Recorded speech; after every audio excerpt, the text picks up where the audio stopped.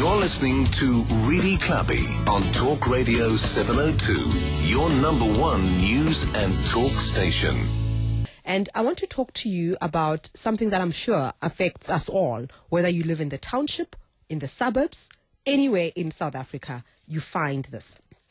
There was a story written by Mantombi in the Sunday Times. Mantombi planned my wedding. I'm giving her a punt. Anyway, she wrote about a DA councillor, Amanda Forsythe, who said that instead of giving casual jobs to the homeless, Parkview's well-heeled inhabitants should fund charity organizations instead. And she says, stop feeding vagrants in the area.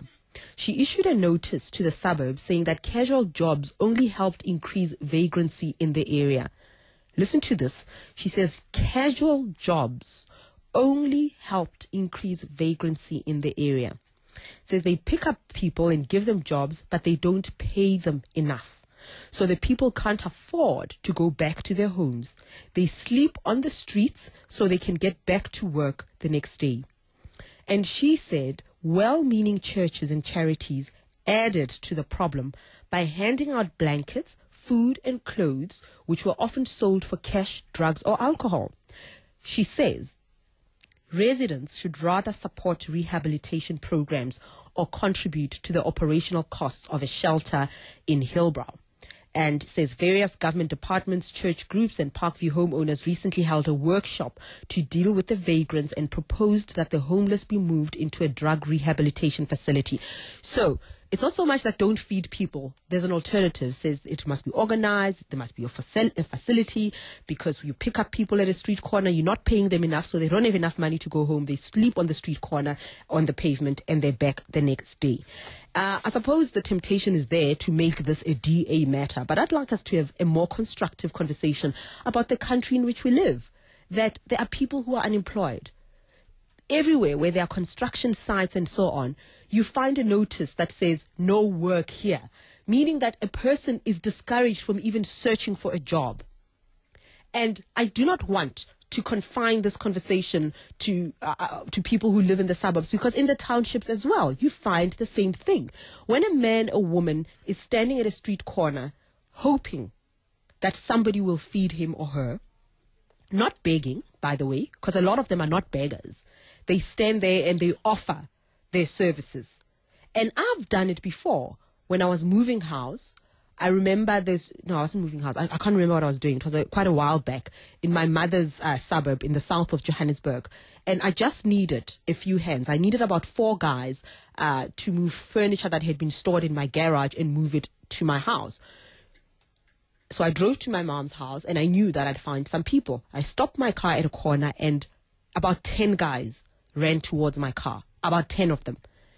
And I picked up 5, gave them a job and gave them some money. But others would argue that we're creating chaos in our townships and suburbs, in our, let me say residential areas, because this is not about the suburbs. We're creating chaos. And I must say that was about 7 years ago. Today, I don't see those guys anymore. Obviously, some residents may have complained, right? And the bylaws were brought to bear and the people were moved out. So anywhere in South Africa, guys, we are confronted with unemployment, with poverty. There are beggars, and there are others who choose not to beg, but rather place themselves at a strategic position in order to offer whatever services you may need.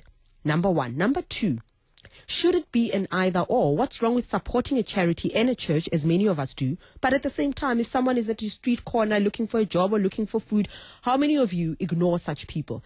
I suspect that many of them get a meal from the day, for the day because of your generosity and your kindness. Are they a nuisance? Do we want to dictate to the poor how they should beg and how they should try and make a living for themselves? Let's have this conversation on 021 446 0567, 011 883 0702. I'm taking your SMSs as well on 31702 and 31567. Don't forget, you can also contribute to the show on Twitter by sending your tweets to @Redi Tlhabi. So, anywhere in the world, anywhere in South Africa where you live, to feed the vagrants or not, to give them what we call peace jobs or not. Let's go to Helen in Rondebosch. Hi.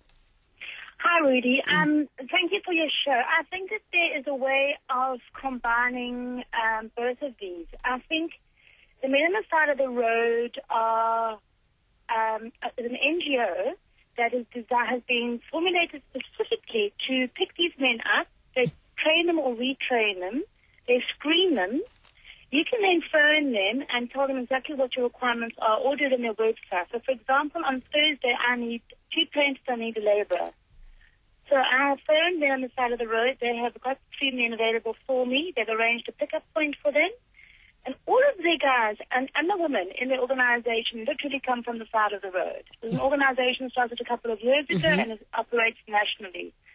We can't afford to ignore the segment of the population, and they're out there looking for jobs, and they do have skills that they can offer us. And it's a safe way of employing them, as opposed to literally just picking someone off the side of the road. All right. Thank you very much, Helen in Rondebosch. Thanks indeed. Some SMSs. Really, as a young man in my teens, I used to wait on street corners in the suburbs for garden work. I used that money well, and from that I learned independence, which I would not have had I relied on my parents. Okay. And some tweets. Khalide LJ says, good day. I believe a lot of people don't appreciate how hard it is to wake up and not know where your next meal is coming from. Another SMS. Redi, do we want to keep our suburbs pretty at the expense of the poor? It's an SMS from Londi. Pamela in Renpark Ridge, what do you say? Hi, Redi. Yes, I had a terrible problem. I always used to support these guys. I'd go and get casual garden work, building, everything, because I thought it was really a good opportunity to give somebody some work. I picked up one gentleman from the normal point that I do and took him home. He was not well. He did do some work for me, but I gave him medication, fed him, did whatever I could for him, took him back. When he got out of my car, he took quite a while to get out of the car, and I was wondering why. Can't see because I'm short, can't see over the back of my car. Got out, he walked peculiarly, and I kept looking back in my mirror thinking, I don't know what's wrong with him. Anyhow, he stole my laptop out of my car, and since then I will not touch them. Now that has ruined it for everybody. Okay. So just, you can't separate the good guys from the bad. That's what you're saying. Exactly. So I'm just not prepared to employ these guys anymore. And that is now tainted, and everybody I know is getting to feel the same way about it because so much of this is happening all the time with these guys. And I do understand that here we are trying to feed them and help them in any way possible. I would have used him over and over again if he'd been a good worker because I try and keep the same ones if they've proved well. And now I won't hire one at all, ever. Okay. All right. Thank you very much, Pamela. Let's go to Councillor Alison van Meulen, who's in Kensington. Good morning to you. Welcome, Alison. Thank you very much, Redi. Redi, this is a very contentious issue, and there's many aspects to it. I know in the Linden area there was a guy living in a park. Eventually SAPS Malta touched him, and he turned out to be wanted for murder. There's also situations where churches feed people in parks and then throw the leftover soup into the park, which is blatantly against the bylaws of the city. And personally, I see solutions as churches reaching out to people where they live and feeding people where they live. Churches can then do an audit of skills and encourage the congregation to phone people who would like to, for them to actually come and work for them and build up a database of reliable people for the church to actually employ as opposed to having them sit around. When I was councillor in Randburg, I had a church phone me very upset because certain guys were arrested and they were literally feeding ducker sellers. They were actually helping people who were selling drugs. In the Randburg area, you can eat 5 days a week without washing a plate for free. And there's no contractual relationship, because if somebody is relying on a church to be fed, it means they've got time on their hands. And really, I feel churches should make it a contractual relationship that they bring in recyclable materials to, in inverted commas, pay for their lunch. Okay. Because that way we can possibly filter out some of the bad elements that are just abusing the situation. All right, Alison, thank you very much for the call. Thanks indeed. Thank you very much. Bye-bye, bye-bye. Some SMS's great topic. We could kill two birds with one stone. Open recycling centers in all public sectors like prisons, etc. All jobless people would be self-employed and start recycling. Help with going green, cleaning the city and earning money for recycling. That is from GB. I'm glad there's some creative ideas coming in. And I'm glad you're enjoying the topic, but I'm not taking credit for it. It was written by Mantombi for the Sunday Times, but I thought you might enjoy it on the radio as well. Josie in Parkhurst, hi. Good morning. Thank you for taking my call. Sure. I've been an organizer in the inner city for the last over 10 years. And there's no getting away from how big this issue is. And it's an issue that we must not be reactive about, as some of your callers have been. But some of the callers in the SMSs are amazingly sensible. Firstly, we must stop thinking that all of these people are the poor or vagrants or criminals. They are the new settlers of our city, and our city is as inaccessible as it was 100 years ago. So we must not think anymore that they must go somewhere else. There's an enormous opportunity here. And we can't wait for everybody to go and live in Hillbrow or Diepsloot or Orange Farm every day, or Ekurhuleni. They're not going to. There's an opportunity for the churches who've been doing the feeding for decades, and community policing forums, residents' associations, whether they're in Parkview, Norwood, or shopping centres all around, to set up partnerships with social housing associations and with the local security, so that there are shelters. And the best model that I've ever come across was the Immaculata shelter in Rosebank, which was running from fully 15 years before influx control was abolished in 1986, and running successfully and being a major contribution to the neighborhood. Yes, there are always people who will live on the streets, but the vast majority of the people who are looking for access, they're going to stay where they find work, are looking for access, are sleeping under parapets and all over the place and in the parks and the rivers, are work seekers who know that they find work in the places where they're hanging out. Okay. Now, why are we demeaning them? Why don't we build the shelters near where they find work? If we need to see these shelters, Immaculata and Rosebank, Europa, Badula Moho runs a shelter, and in Klein Street, the nuns have a shelter. People must see these things and get real and do it all over the city. Okay, that's Josie in Parkhurst. Thank you very much, Josie. Thanks indeed. I do want to address an SMS from Mncedisi. He says, I cannot believe you have a mouth to call fellow men a vagrant. Vagrant is not derogatory at all, Mncedisi. Just a minor lesson for you, which is why the word was used in a newspaper. It is not derogatory or pejorative at all. A vagrant, the dictionary meaning of a vagrant, is a person without a settled home or regular work who wanders from place to place and lives by begging. Whether you call them beggars or vagrants, it's the same thing. A person without a settled home or regular work who wanders from place to place and lives by begging. Not derogatory at all. Maybe you are a bit on the sensitive side, but there's absolutely nothing wrong with that word. Let's go to Chris in Johannesburg. Hi. How are you?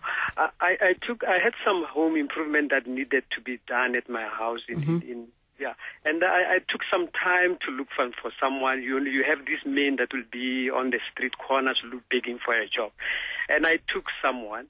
And after doing the job for 2 days, the third day, my car and my wife's car were broken into. And the guy didn't turn up for the fourth day, and I called him. I had his number. I called him, and he said, no, he's no more coming.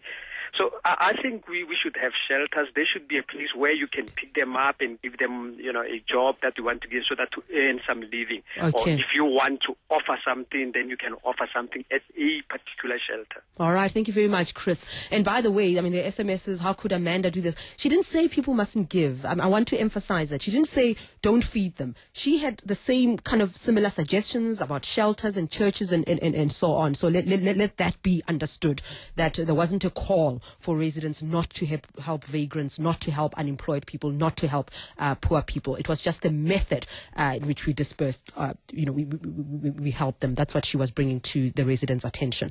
Thandi in Midrand, hi. Hi, Redi. Unlike the previous gentleman, I have had a completely different experience with these people. I live in a house that regularly needs me to go out and get somebody to help my gardener. And I think that what the problem is that sometimes we take these people, first of all, we don't verify them. You have to do that because you have to check his ID or her ID, keep a copy of the ID. But more importantly for me, is that these people are so grossly underpaid, really, it's not funny. I sometimes get one person and I ask them, how much are you looking for? They say, no, anything, ma'am, that you can give. Yeah, because they're so desperate.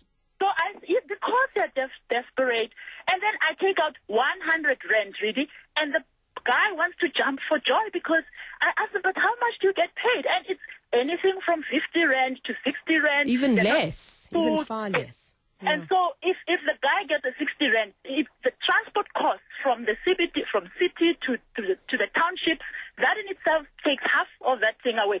So I propose, really, in the construction industry, what we do for casual labor that is unskilled, we give 80 rand for a whole day. And for labor that is skilled, we give anything from 120 onwards. I think we must just start paying these people decently. Okay, all right. And that's a point that the DA councillor was making, because she was saying they get paid so little that there's no point them going home. So they just hang around there waiting for the next meal. Let's go to Clement in Fourways. Hi. Yes, Redi. It's simple.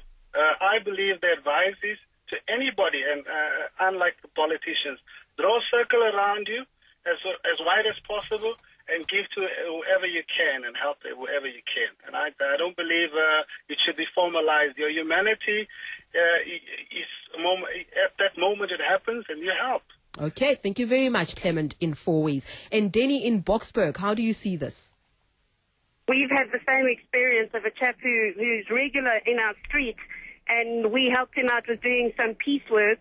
And by the third or fourth day he had been doing the piecework, he was asking security questions. So from now on, since then, what we've subsequently done is when we have people asking for work, we offer food rather. I don't want to take the chance of having another person in my home. All right. Thank you very much, Denny. And that's the dilemma, sorting out the real vagrants who are prepared to work, who are prepared to give something for whatever you're going to give them, and the criminals who take advantage of the situation.